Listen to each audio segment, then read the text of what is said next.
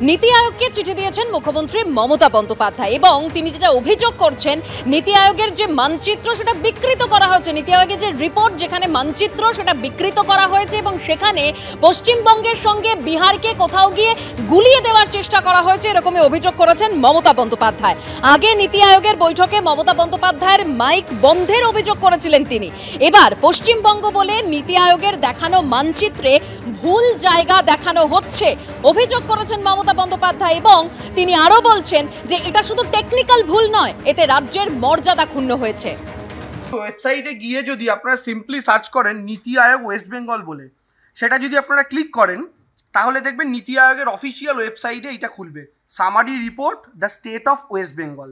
এখন আপনি যদি সামারি রিপোর্টে ক্লিক করেন নীতি আয়োগের ওয়েবসাইটে, একটা অদ্ভুত বিষয় দেখুন, summary report of the state of West Bengal, কিন্তু ভারতবর্ষের যে জায়গাটাকে চিহ্নিত করা হচ্ছে ওয়েস্ট বেঙ্গল বলে সেই জায়গাটা কি আপনি আমি একটা ক্লাস 4-এর বাচ্চা পর্যন্ত জানে গোটা ভারতবর্ষের, শুধু পশ্চিমবঙ্গ নয়, যে এইটা হচ্ছে পশ্চিমবঙ্গ। কিন্তু তারা কোন জায়গাটা দেখাচ্ছেন? তারা দেখাচ্ছেন বিহার, অথচ ওপরে কি লিখে রেখেছেন?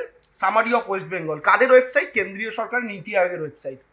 ভারতীয় জনতা পার্টি চালিত ভারতবর্ষের কেন্দ্রের সরকার কি জানে না পশ্চিমবঙ্গ আর বিহারের পার্থক্য? আমরা প্রথম থেকে বারবার বলে আসছি এই কেন্দ্রীয় সরকার পশ্চিমবঙ্গকে বিহার উত্তরপ্রদেশ বানাতে চায়, যেটার বিরুদ্ধে এই বহিরাগত শক্তির বিরুদ্ধে 2021 এবং 2024 আমাদের লড়াই ছিল। আজও সেটা প্রমাণ হয়ে যাচ্ছে। আর কোনো রাজ্য নিয়েও তো এই ভুল হয় না। আপনারা এটা অনিচ্ছাকৃত ভুল ভাবতে পারেন, কিন্তু এটা হচ্ছে কমপ্লিটলি ইন্টেনশনাল।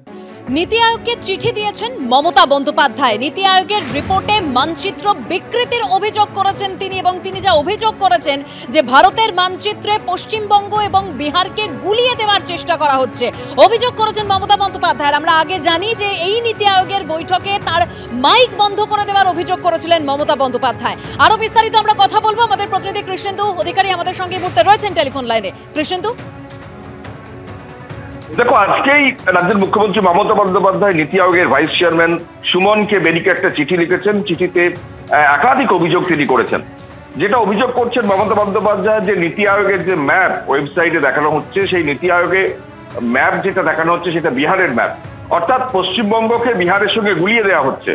এবং সেই চিঠিতে একাধিক অভিযোগও মমতা বন্দ্যোপাধ্যায় প্রকাশ্যে এনেছেন যে এটা টেকনিক্যাল এরর হয় কি করে, এটা মারাত্মক ব্লান্ডার, এবং তিনি দাবি করছেন এটা সংসদীয় যে কাঠামো পরিকাঠামো একটা রাজ্যের সম্মানহীনতা।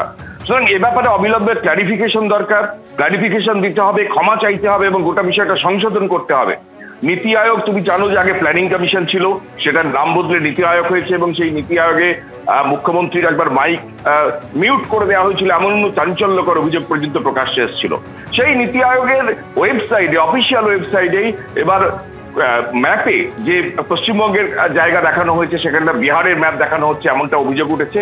এবং সেই অভিযোগকে সামনে এসে তৃণমূল ইতিমধ্যেই সোশ্যাল মিডিয়ায় সরব হয়েছে এবং গোটা বিষয়টা একটা রাজ্যের প্রতি বঞ্চনা এবং রাজ্য বাংলার প্রতি বঞ্চনা, এই ইস্যুতে তারা সরব হয়েছে। এবার সরাসরি রাজ্যের মুখ্যমন্ত্রী একদম সরকারি তরফে নীতি আয়োগের ভাইস চেয়ারম্যানকে চিঠি লিখে দাবি করলেন যে এই ব্লান্ডার সংশোধন করতে হবে এবং পাশাপাশি ক্ষমা চাইতে হবে। এটা রাজ্যের বা একটা আঞ্চলিক সরকারের প্রতি নীতি আয়োগের অপমান।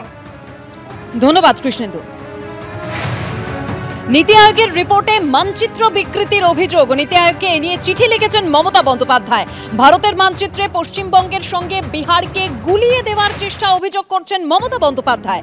আগে নীতি আয়োগের বৈঠকে মমতা বন্দ্যোপাধ্যায়ের মাইক বন্ধ করে দেওয়ার অভিযোগ করেছিলেন তিনি। আর এবার পশ্চিমবঙ্গ বলে নীতি আয়োগের দেখানো মানচিত্রে ভুল জায়গা দেখানো হচ্ছে, এরকমই অভিযোগ করছেন মমতা বন্দ্যোপাধ্যায়। তার আরো অভিযোগ, এটা শুধু টেকনিক্যাল ভুল নয়, এতে রাজ্যের মর্যাদা ক্ষুণ্ণ হয়েছে।